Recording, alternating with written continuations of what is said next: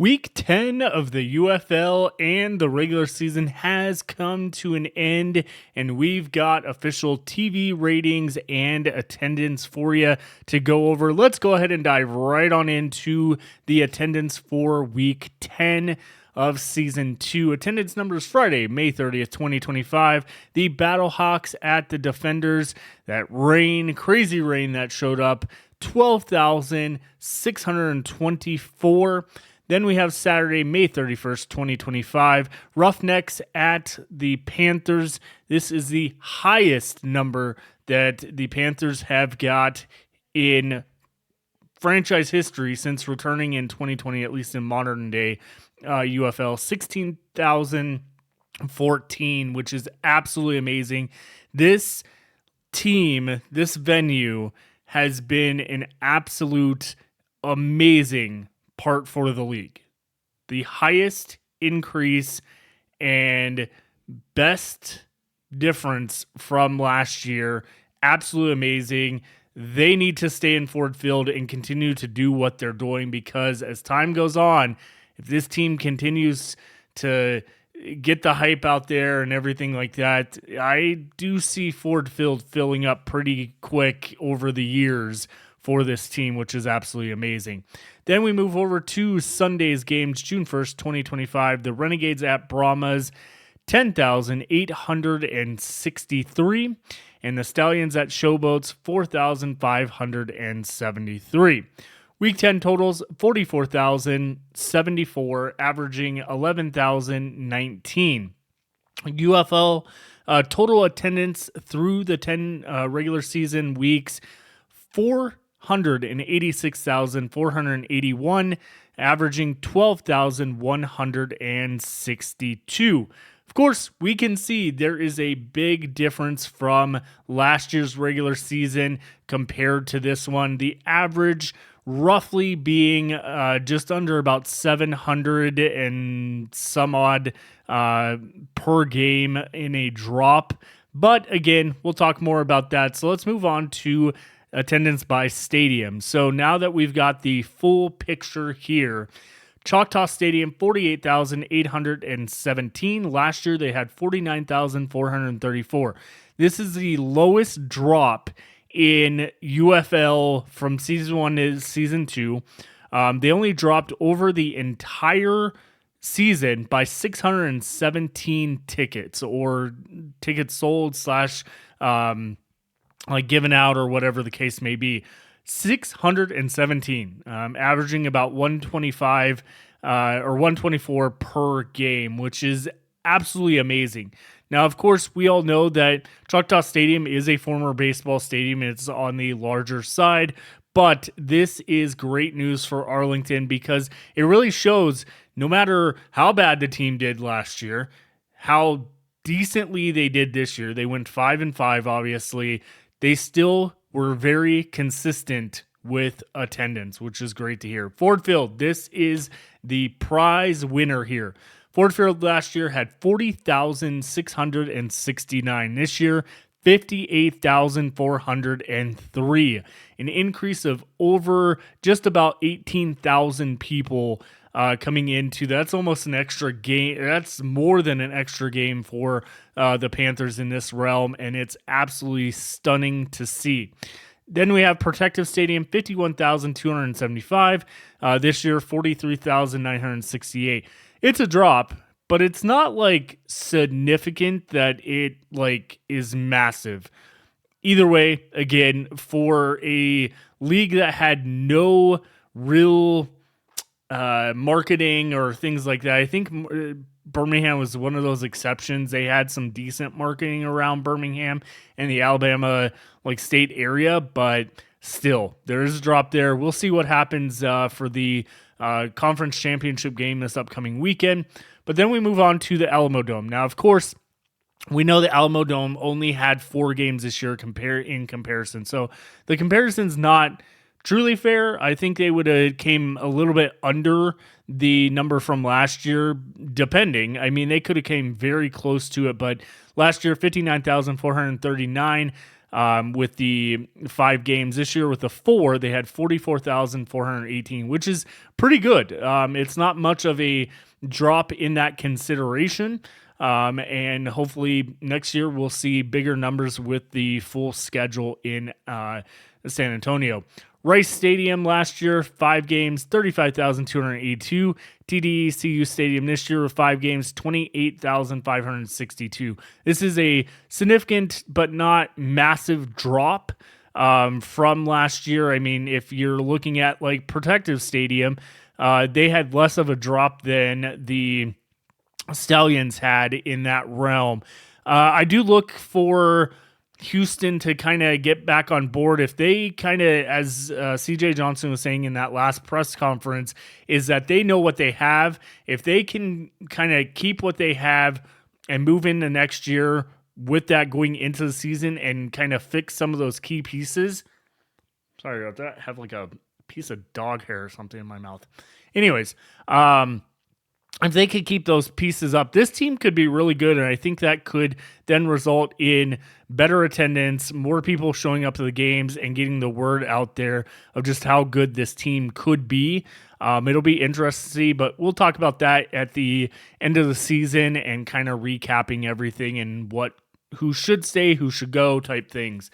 When we look at the Dome at America Center, they had 5 games at this point last year, 168,825, where this year they've had 6 home games, 177,223. Now, I'm a little skeptical on this number because you can see there's been a dip, obviously a pretty significant dip, because if you would have had another game in the regular season last year, I don't think that number would be as close to 177. I think it'd be a lot higher. But again, you do got to take in consideration they had 6 home games. That is spread out more. There was a lot more situations going on in St. Louis this year with the Cardinals, the Blues going in the playoffs and everything like that, that kind of saw that dip. I am curious to though see with the conference championship game, and then if they make the championship game, what that final number will be at the Dome at America Center for the entire season overall and the 8 games total will be an interesting number. I do see them definitely getting over 200,000, if not close to 230-ish range, but we'll see. Audi Field. Last year, 5 games, 70,715. This year, 65,132. Not bad of a drop there either.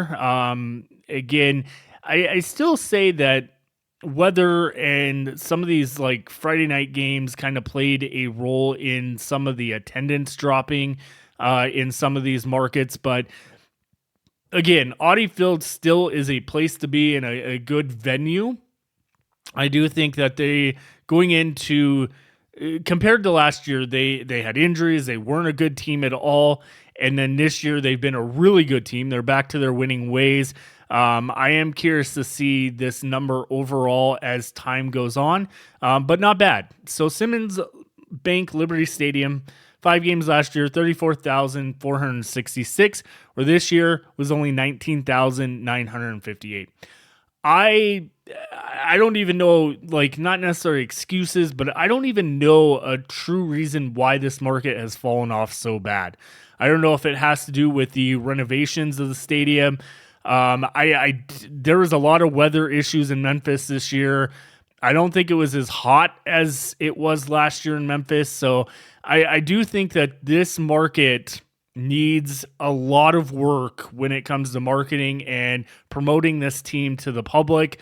I think this will be one of those markets that they really focus on in 2026. Again, I personally do not see any markets changing for 2026. I do see that we'll add 2 more markets to the fold, which will be interesting overall to that perspective. But again, I do think that this is a market that could be a really good one if it is basically like marketed and promoted very well. This last game, it looked a lot more full. I know they only had 4,000 for it, but the crowd size looked a lot better than what we've seen in the past. So I am curious of how this is going forward in Memphis and what happens with the Showboats. One thing I will say I am disappointed in was this game was supposed to be the throwback game, honoring the 1980s version of the Showboats with like the old school logo, colors, and all that, and it never happened.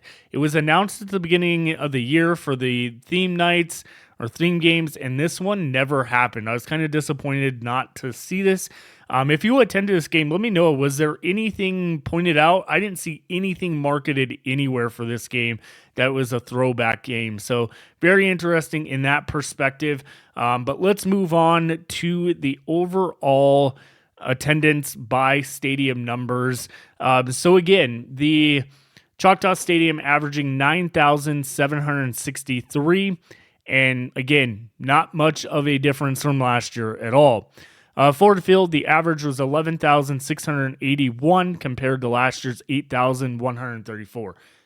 Congratulations. We gotta give credit where credit's due on the marketing and just the overall process for the Michigan and Detroit market. Absolutely amazing in that perspective. Protective Stadium on that end.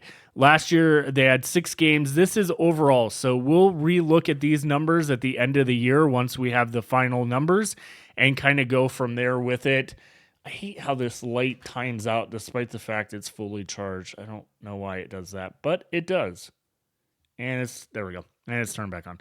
Okay, so with Protective Stadium, I had 6 games last year, 61,562, averaging 10,260. I do not believe that they will come close to that number with the conference championship game. I wish they would get 20,000 people and almost go over that number. But again, if you look at the overall, right now, the numbers, 10,992 overall, it looks higher because it currently is due to the average. We'll see what that number is after next week and kind of talk about that. Alamo Dome averaged 11,105 for 4 games, where last year they had 11,880 on average. So with 5 games, so not much on the average point. That was just about under 800 ish per game. So not bad there.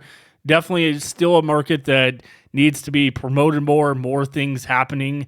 Anything in Texas should not be a problem to promote these games because headquarters in Arlington, they can definitely get out in those areas and really promote. Same goes with Houston. Average last year was 7,056. This year's 5,712. Again, I have hopes for the Houston market, but we'll see what happens there. Then we look at the Dome at America Center. 7 games last year, we know they averaged 32,780. This year, they're at 6 games. They're at 27,537. With a total of 8 games this year and potentially St. Louis being in the championship game, there is a possibility here that average will definitely go over and that number will go over the 229 for last year. I have no doubt about that. Even if St. Louis doesn't make the championship game, I still could see that number being pretty decent in that realm.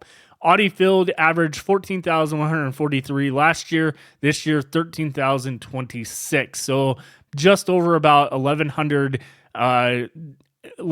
average difference there. To me, no concern really in that realm. Again, goes back to marketing and everything that really takes into consideration here. Simmons Bank Liberty Stadium, 6,893, where this year was 3,992. So nearly dropped almost in half, not quite in half, but pretty close to it. Again, that's an area that needs to be worked on next year or whatnot. But as we look at the total numbers last year with the championship and playoffs, 580,771, averaging 13,505. This year, 486,481, averaging 12,162. I do not think... it's hard to say. I don't think they'll get close to the 580,771 from last year. If St. Louis makes the championship game, depending on what that conference championship average or number is, if we get about 40,000 for each game, plus Protective Stadium gets maybe 12 to 15,000, we could be looking pretty close to the number, but they're definitely not going to hit the 580. I think that'll be hard. Now, if St. Louis shows up and sells out the dome and somehow that happens, we could see that number go over. I don't see that happening. I just don't. I think we'll get close to the 580, but it's not going to come nearly close. I think that average will probably end up around 13,000 for the year. For all games, for all 43 games. But time will only tell, and we'll determine that.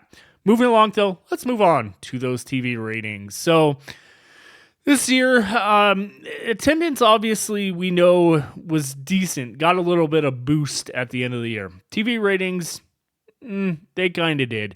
Obviously, Friday night, Battlehawks and Defenders for a game that had a delay, had rain. It was a messy game. Still got 670,000 viewers, which is absolutely good. It is the highest rated game going back to, I think, the week 5. So that's good news. Roughnecks at Panthers, 3 p.m. Eastern Time on ESPN, 324,000 viewers. Now, keep in mind, the first 90 minutes of this game was on ESPN News, which is either a streaming / extra channel that some providers carry. Those numbers were not calculated in this, so viewership does look quite a bit down for this game because of that. I am curious overall, though, like what this game would have got, especially if it was on like ABC or something. But 324 is the number for this game. Then we go to Sunday's games. The Renegades at Brahmas, 12 p.m. Eastern Time on ABC, 741,000 viewers.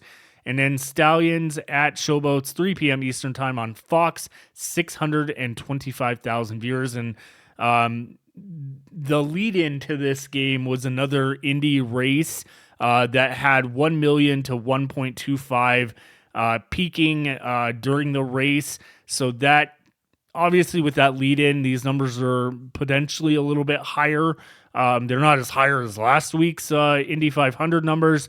But again, overall, not bad for the final week of the UFL. Total viewers for the week, 2,360,000 viewers. The question is, will the two games next week get over 1 million? I do think that because they're both in prime, or one's in prime time, the other is a kind of afternoon game. I think the one on ABC has the biggest opportunity to get 1 million viewers. The Fox one, I would say, would probably get between about 700 to 900, but I don't think it'll encompass more than that. Unless they drawed a lot of interest from Indy 500 lead-in last week and maybe some lead-in this past weekend, essentially with that. But I think only the ABC game, which is the Stallions and Panthers, have that opportunity to essentially get that high number. But we'll see. Time will only tell. Let me know in the comments what you think about all the numbers. And then stay tuned, because at the end of the season, once the championship has been completely wrapped up, we will be going over every single number. I am creating some great charts for this, kind of going over my thoughts on each market, the differences and things like that, and where the league could do better.